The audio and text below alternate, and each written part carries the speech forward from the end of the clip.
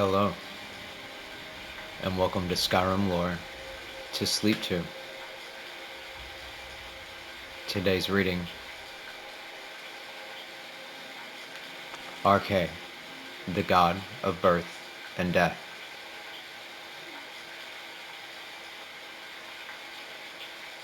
So be it known that the gods were once as we. RK, the God of Death and Birth, was an ordinary shopkeeper whose only unusual characteristic was a passion for knowledge. To indulge his hobby, he became an avid collector of books on almost any subject he could find in print. One day, he stumbled across a tome which purported to tell the secrets of life, death, and the purpose of existence. After months of studying the convoluted logic, written in opaque language, he thought that he was finally beginning to understand what the author was saying. During this time, he became so intent on understanding the book that he ignored everything else. His business started to slide towards bankruptcy.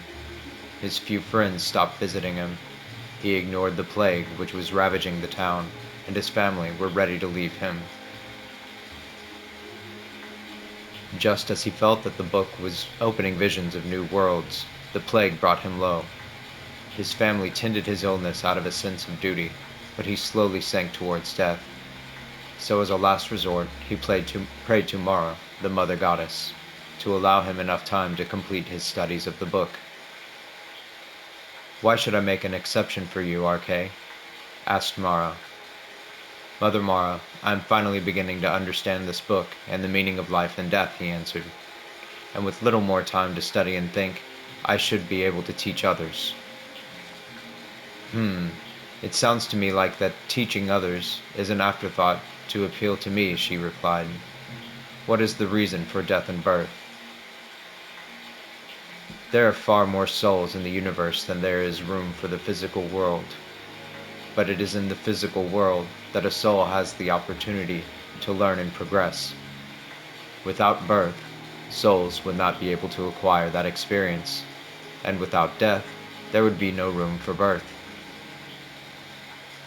Not a very good explanation, but it does have elements of truth. "Maybe with more study you could improve it," she mused. "I cannot give you a little more time. I can only condemn you to eternal labor in the field you have chosen. How say you to that?" "I do not understand, mother," said RK. "Your choice is either to accept death that is so close to, or to become a god with us. But a god is not an easy nor pleasant thing to be.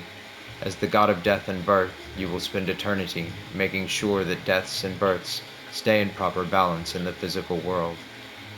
And, in spite of what you believe you understand, you will always agonize over whether your decisions are truly correct. How do you decide?" RK spent what seemed to him as an eternity in thought before answering. "Mother, if my studies are not completely wrong, my only choice is to accept the burden and try to transmit the reasons for death and birth to humanity." "So be it, RK, God of birth and death."